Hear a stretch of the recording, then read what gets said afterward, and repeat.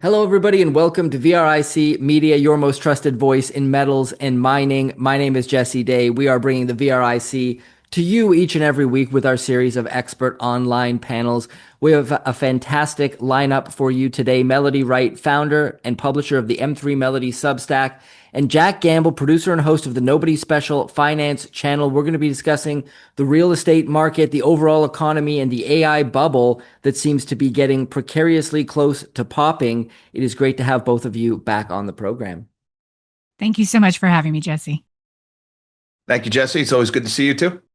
Yes, good to see both of you. I want to kick things off with President Trump's recent Truth Social post where he wrote "Great American Presidents" and put a picture of Roosevelt with the words 30-year mortgage under it, and then a picture of himself with the words 50-year mortgage. Like the longer a mortgage is, somehow that means it's better. So it looks like his administration is in some form or another going to be pushing for 50-year mortgages, which feels like you're basically renting. I mean, I think most people can't survive that long of a mortgage on this earth unless they buy their home when they're like 20 or something like that. What is going on here? Is this just Trump being Trump, throwing something out there for the hell of it? Do you think this is actually some sort of policy that's going to be pushed for? And what would the implications be? Melody, I'll start with you. So I have a lot of thoughts on this, Jesse. And the first is it feels like they're just throwing stuff out there and seeing how it goes. I think the blowback has been such that it went over like a lead balloon, as Ed Dowd said. And so I don't know that I don't think we're gonna see this actually, but whoever did that little, meme or picture for him was really not thinking that through at all. Like you're invoking a Depression era president. The reason that we have a 30-year mortgage was because of a foreclosure crisis. And it really was the beginning of government getting into mortgage. And it didn't do any good. Again, I mean, we had another housing bubble. We've had several because we try to bring in people that simply can't afford. I want everybody to own a home. I really do. But you can look, I mean, there are just people it doesn't make sense for, whether you're young in life, whether you're older. So we always hover around the 60, 62% home ownership rate throughout history. And anytime we try to push that envelope, we have a bust. And now we've gotten to the point that, it's not even about regular Joe and Jane. It's about the investors. And so, it's a ridiculous idea. By year 11, you would have paid $253,000 in interest. Okay. That is absolute insanity. And so in the US, mortgages average around 7 years. And so you will not have really gained any equity by the time that you need to move or, even refi that mortgage. And then if you refi, you start all over again with an amortization schedule. But I think it's that just people don't really understand. They don't understand an amortization schedule. They don't understand what this means. So anyway, I'm too passionate about it, Jesse. I'll be quiet. No, that's a great summary, Jack. I'd love to hear your thoughts, and maybe you could tie in, since you have your eye on the broad economy a lot as well. Maybe you could tie in these $2,000 Stimmy checks that Trump is talking about, the tariff profits that he's going to be sharing with all Americans, and then Scott Bessent coming on some TV program say, well, maybe that's just going to be the savings they'll get in taxes as opposed to an actual check in the mail. Would love your thoughts there, and also on this 50-year mortgage concept. So that's interesting. You tie in the $2,000 Stimmy checks. I hadn't really thought about that angle, but I use the phrase ZIRP and Burr a lot on my channel, zero interest rate policy, and Burr, the sound of the money printer. So the 50-year mortgage is all about extending the duration of a loan. It's effectively lowering interest. Not really. It's about spreading out your interest over your principal payments. But it's effectively lowering the payment. I think people figured the average was about $200 a month. The payments would be reduced, and for that you get to pay for 20 more years. Okay. But it's a little bit like reducing the interest rate. And then, of course, the $2,000 helicopter money, that's your Burr right there. They're saying it's a rebate from the tariffs, but we're already operating at a deficit even with the tariffs. So it's printed and borrowed money that they would be helicoptering. So I guess we're doing that again. It worked out so well the last time we did it. But look, this 50-year mortgage thing. It's just another chapter of extend and pretend. if you want to tie this into the greater economy. We're seeing the same extend and pretend shell game with private equity, with private credit, with commercial real estate is doing it. President Trump cut his teeth in commercial real estate, so I guess this really isn't too off-brand for him if you really think about it. I can tell you there has been a lot of pullback, as Melody mentioned, even within the White House staff. People are like, there's this ongoing thing in the White House. Apparently, they need to chaperone Pulte when he's with the president. We can't leave him alone with the president because we don't know what's going to happen. And when you think about it, this is really only the second most ridiculous thing to come out of Bill Pulte's mouth this week. And we'll get a little bit more into that later on, I think. But they're already trying to walk this back because the blowback was rightly very swift and severe to this one. I want to discuss. I'm going to read a quote from a recent Wall Street Journal article and get your thoughts. It says Blackstone is offloading a flopped $1.8 billion investment in senior housing. The investment giant is selling off a portfolio of about 90 properties, in some cases at more than 70% below their purchase price. We'd been hearing a couple years back about Blackstone buying up all of this real estate, and it looks like that is backfiring. There were a lot of fears before they were going to use this to control the housing market and to force people into rentals. What does this tell us about the state of the real estate market and overall economy, Melody? Yeah, so I am glad this article has come out because, there has been, this sort of everybody's starting to talk about the institutional investors, and they'll always be there to save to keep home prices elevated. But what people don't understand is those institutional investors came in at the invitation of these government-sponsored entities, Fannie Mae, Freddie Mac, FHA. They were invited to these auctions as a solution to the foreclosure crisis. What's happened to them? They don't get homestead exemptions. And so property taxes have risen, insurance has risen, as well. They can't get cheap borrowing anymore. So they're in a lot of trouble. And so this is just one example. We're going to hear about this more and more. I was recently at a default conference in Dallas where the head of one of these very large institutional investors' asset management division told the room that they were rehabbing as soon as the lease was up, rehabbing it and selling it because they see the trouble ahead. So I love this article because it's starting to debunk this idea that institutional investors are going to always come in and buy up these homes. They can't afford them either. They can't afford this real estate. I know this was about senior housing, but they use the same mindset, like cheap funds. Let's go get, let's go buy real estate and we're going to make a ton of money. And that's not going to work out for them in the long run. And Jack, your thoughts on this development? So this was a pretty interesting story. I think it's a rather extreme example. When you're talking about senior housing, you're not just talking about residential real estate, right? With senior housing, you've got food service, you've got medical staff, cleaning crews, you've got a lot more overhead than you have with your typical multifamily residential. So I think this is probably a pretty extreme example. Of course, they bought during the near zero interest rate, late 2010s is when they bought a lot of this stuff.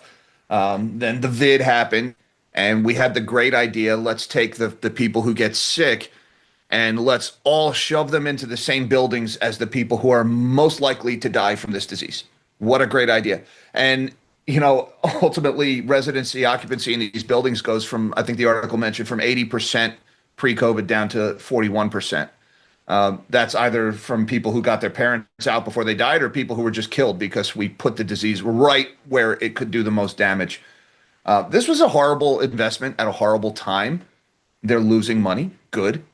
I don't shed any tears for Blackstone, not even a little one. And a lot of people, I hear this a lot. A lot of people very commonly mistake Blackstone and Blackrock, and they say, "Oh, Blackrock is buying up all the houses." It's mostly Blackstone that's been doing that. But let them fail. It's right. Buying up single family homes or buying up nursing homes like this is not a profitable venture. They're going to lose money. They are losing money doing it. And everybody's saying we need to pass laws to stop them from doing this and don't let them buy all the houses in the neighborhood.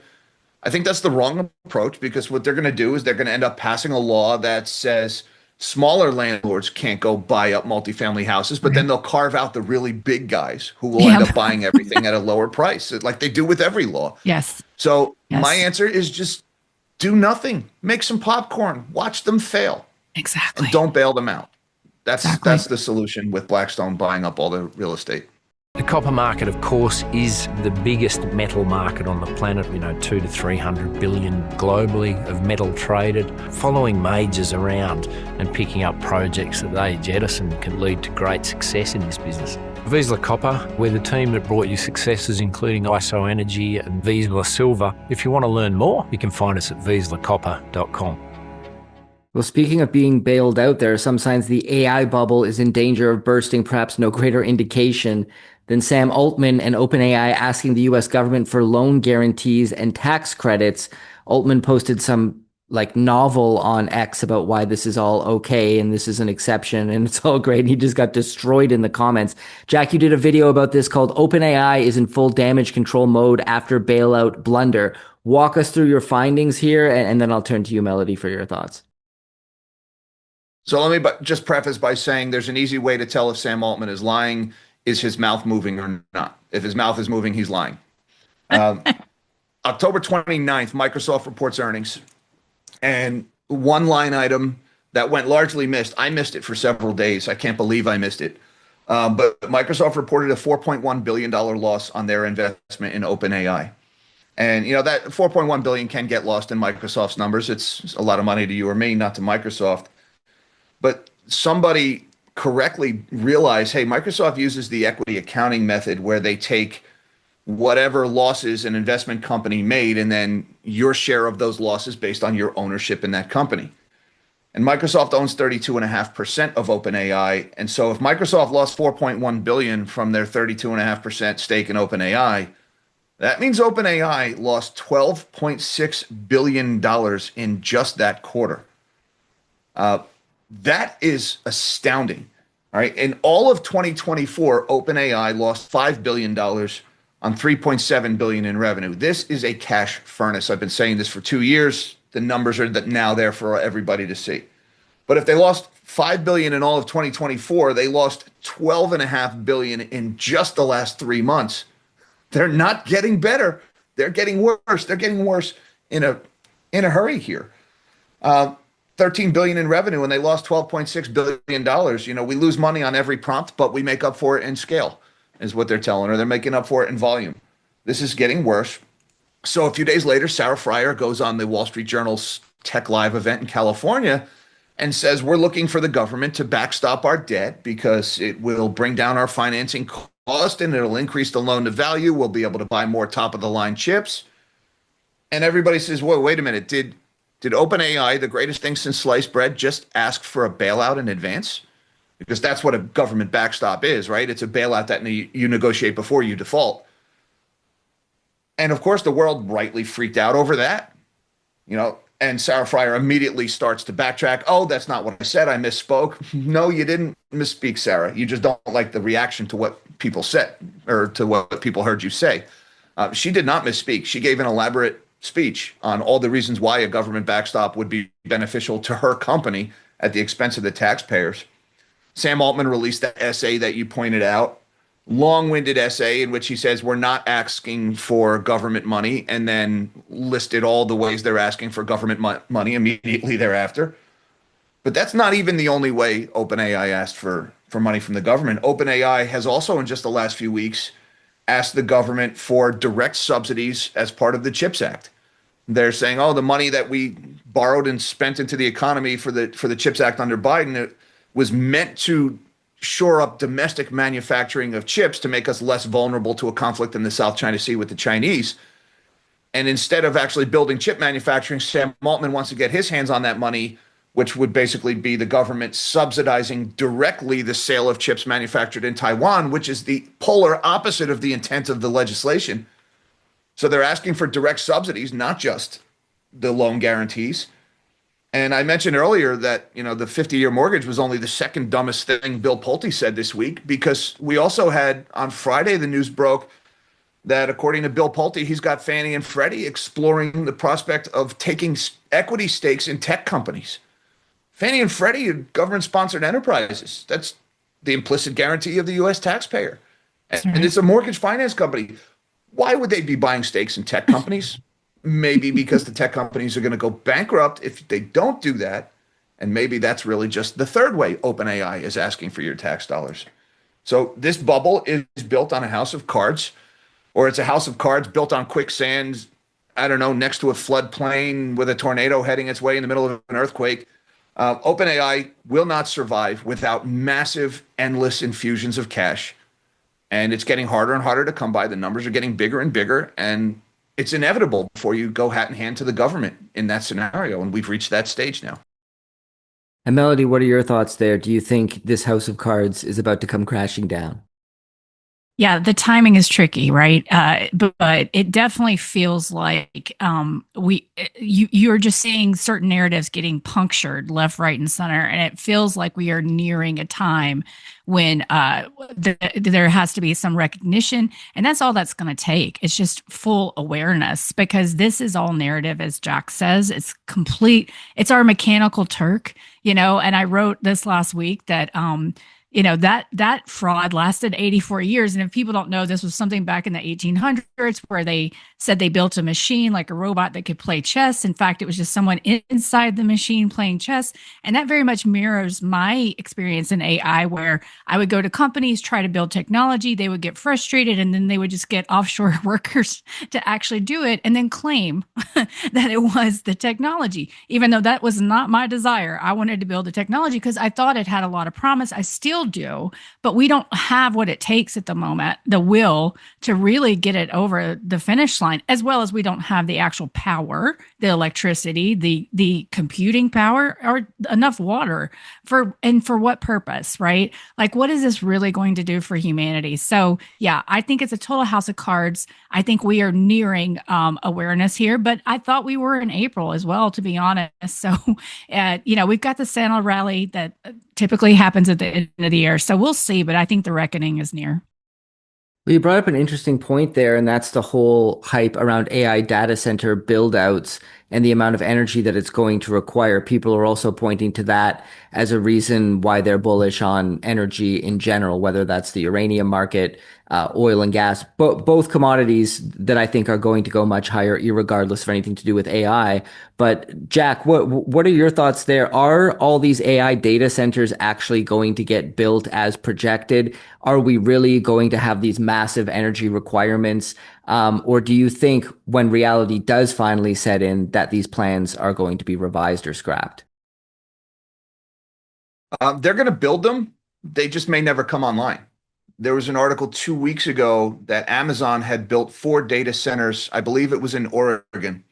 And these 4 data centers, one of them, they were able to get about half as much power as they needed. The second one, they got no power. And the third and fourth, the utility won't even talk to them about hooking up to the grid. They're built. They're ready to rock, just no juice. Then there was another article yesterday in NVIDIA's hometown, Santa Clara, California, 2 data centers that can't get connections to the grid right now. Built, up and running, ready to go, no juice. There is public pushback, including in my hometown. There's signs all over my town, no data centers. People don't want these things. They're loud. They drive up electric prices. They consume a lot of water. They're going to build them anyway.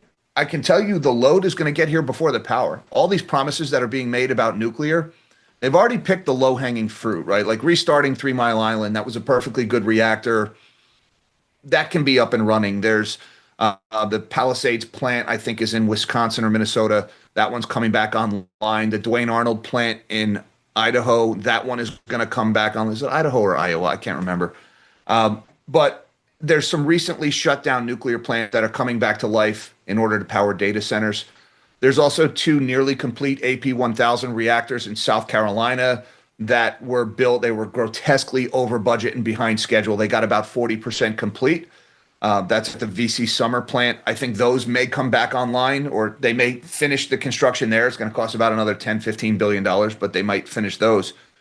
But after those, the restarts and the finishing ones, there's all these promises being made about small modular reactors, and there's some test reactors that are being built on military bases and at national labs. People need to understand the difference between that and a commercially operating nuclear power plant is night and day. And the regulatory process in nuclear power, which I spent 15 years working in, so I have firsthand experience in this, is a libertarian's worst nightmare, Jesse. I mean, you want to talk about red tape and the government telling you how to tie your shoelaces the right way, spend a day in nuclear power.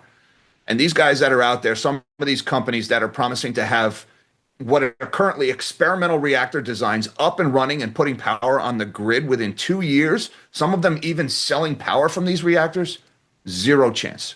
They will not be done in the time frame that's being promised. So there's a lot of snake oil. I love nuclear power. I believe in it. I think it should be rebuilt. It's not going to get here in time to save this bubble.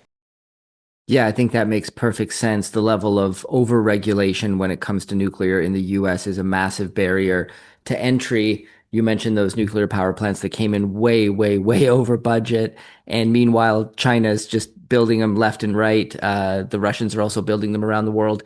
I think at a bit of a faster pace because they don't have as stringent regulations as the United States. So I would like to see some deregulation there, actually.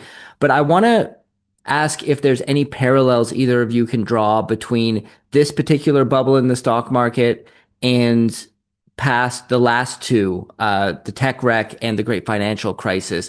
I mean, particularly when it comes to the dot-com bust, a lot of people make the comparison that, okay, well, back then these companies didn't have anything of tangible value to offer. They were using wacky metrics like views on the internet to drive valuations. Whereas nowadays, yes, OpenAI seems to be in trouble. There's a lot of shady stuff going on with NVIDIA, which, Jack, you've covered a lot on your channel. But these companies are making earnings. They're making real products.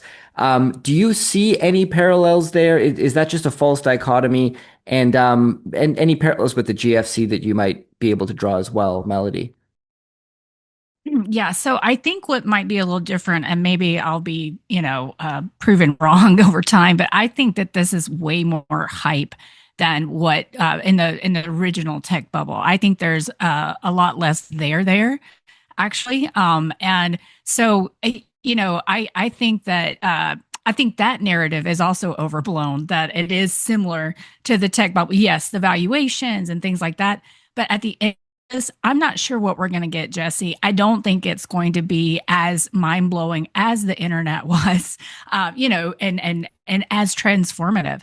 You're seeing now, like, no one's adopting this technology. I think it was McKinsey came out with a study and said it was around, I think 6%. I need to check that, but it's very low adoption. You talk to the coders, they can't stand it because sure, you can get it to do some low level code, but then when there's an issue, you have to go back and try to find that issue. And as someone who dabbled in coding, that is way harder than just writing the code yourself. And then you can go, like, I follow some tech people because of my former life on X Twitter, and you'll see things that are so funny. Like, yeah, I asked it to make a simple edit. It thought for 3 hours and made one thing, like one change that was not relevant.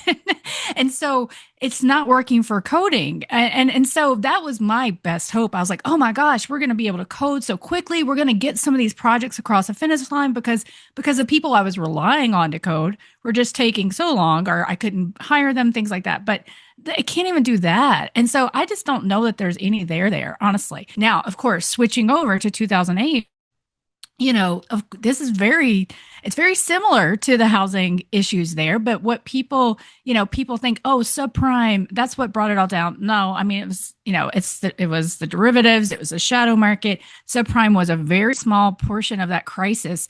What happened is people lost jobs and then we had the foreclosure crisis. And so we're very much entering right now. FHA is 13% of the market, which is basically what subprime was. This is just government subprime. It's over 10% delinquent, and people are just ignoring that like it's not happening. It's really wild to me, Jesse. And so I do think this is very similar, except we have way more speculation. I mean, way more.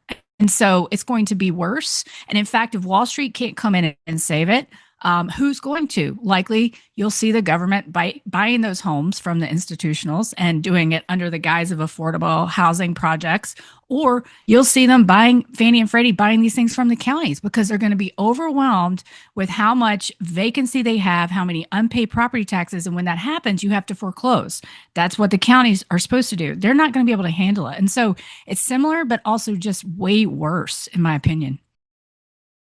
Very interesting. Jack, from your perspective, how are things looking here if you compare it to the last two?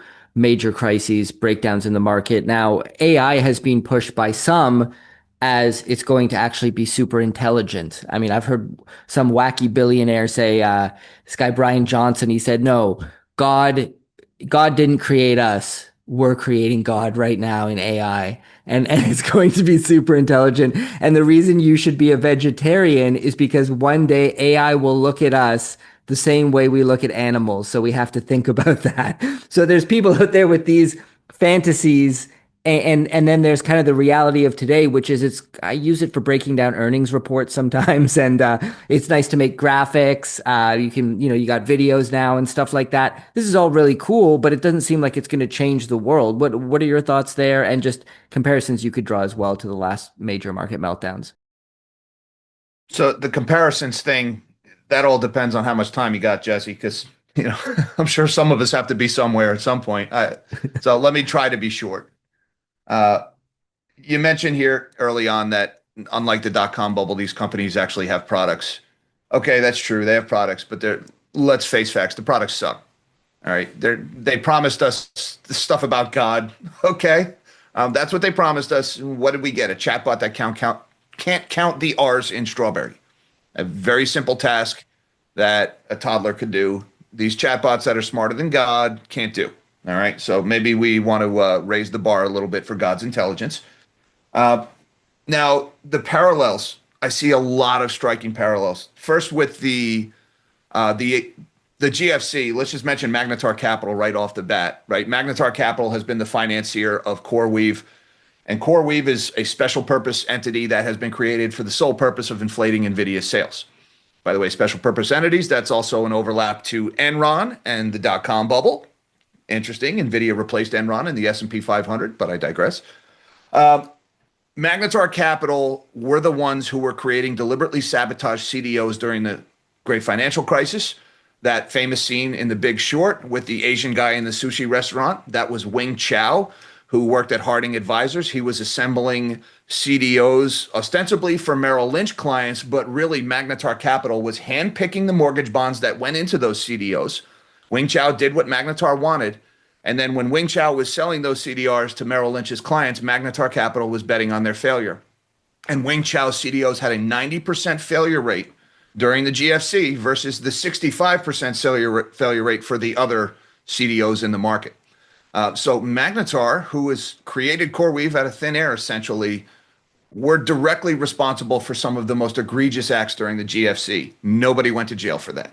All right. So deliberately creating sabotaged investments while selling them to retail investors, what's the worst thing that could happen? Now, some other things I want to talk about. The biggest financial accounting that went into the dot-com bubble was vendor financing and round tripping, which is basically the same thing that has inflated the AI bubble.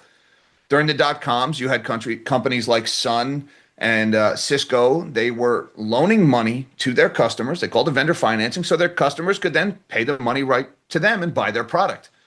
It was just their money going around in a circle. That's how they built out all the fiber cable and all the server farms for the dot-com bubble. They called it vendor financing back then. Now they call it strategic investment. NVIDIA made 49 investments of their own customers in just last year alone. Those customers would not be able to afford NVIDIA's product were it not for NVIDIA's money. NVIDIA has invested directly in CoreWeave along with Magnetar Capital. CoreWeave takes that money, they buy NVIDIA chips. NVIDIA then promises to rent back any unused capacity from CoreWeave. So NVIDIA has to backstop their own sales to a company they helped create that's buying their product with their own money.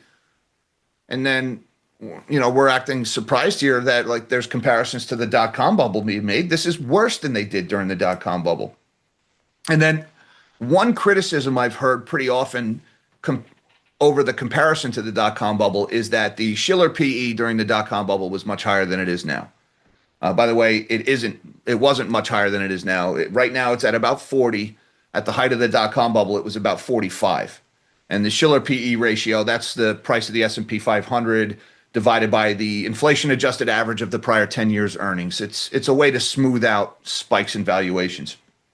Well, there's one thing that the people who point to Shiller PE to say this isn't as bad as the dot-com bubble, there's one thing people need to remember. During the dot-com bubble, everybody in the dot-coms was counted in the S&P 500. They had all gone public. Pets.com, Ask Jeeves. These were all companies that were informing that Shiller PE ratio. The biggest offenders right now, OpenAI, Anthropic, Perplexity, they're not even publicly traded company. They haven't IPO'd yet. So yeah, we've got a lower Shiller PE in the S&P 500, but if you were to include those companies in that S&P math, that would bring the Shiller PE up a hell of a lot higher than it is right now, maybe even higher than it was during the dot-coms, because these companies don't even have products, but they do have multi-billion-dollar valuations. Of course, if they have no products, they have no earnings, which means they would drag the PE a hell of a lot higher. So I think there's probably more comparisons to the dot-com than there is to the GFC, but there's also those GFC comparisons through what Magnetar is doing. And I could go on and on. Every single company that's part of this bubble, all the hyperscalers, all the neoclouds, to one extent or another, is providing the money that they are ultimately reporting as revenue. And that's the crux of the problem during the dot-com. There was no value underlying it. And the last thing to say, as far as, the product sucks, I think Melody hinted at this. There was an MIT study that 95% of companies that are doing AI pilot programs are seeing no return on investment. 95 of them, it's not making them any money. The product sucks. It gets worse. BetterUp did a study, and they coined the term work slop, which we all know what Facebook slop is, right? We've seen the videos of the fake crap on it. It's just deluge in Facebook. But this has now made its way into the workplace. Work slop is defined as low effort, AI generated garbage masquerading as legitimate work. And BetterUp surveyed over 1,100 white collar workers from all different sectors. 40% of those workers surveyed had reported receiving work slop in just the last month. And they reported that it took an average of 2 hours per instance of work slop to clean that up. And that it cost, based on their self-reported salaries, about $186 per instance of work slop. And so BetterUp backfit the math and figured that a company with 10,000 employees is actually losing $9 million a year in lost productivity because of AI in the workplace. Now contrast that with the BS about smarter than God.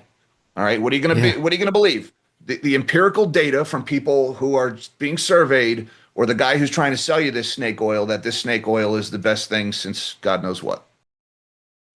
Yeah, excellent breakdown there. I want to end by opening the floor to both of you. Is there anything we haven't yet discussed, anything you think it's important to emphasize when it comes to the real estate market, the broad economy, the stock market, or anything else you think investors should be paying attention to? Melody.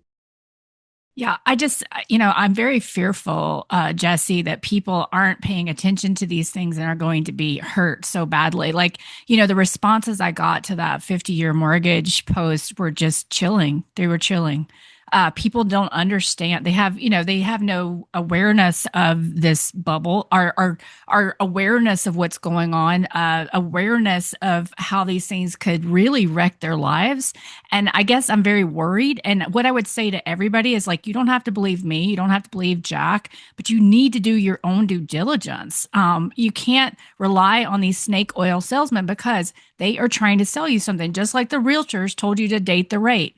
What? They don't even know how mortgage rates are dictated. And that has not worked out at all. Just like it didn't work out in 2008 when they said you can always refi. Remember what the stripper says, right? And so I just would encourage everyone to push past the narratives and really do your own homework with whatever you're investing in, because it is getting really scary out there. And I'm really worried about some of our younger Americans because I think they're about to get really hurt.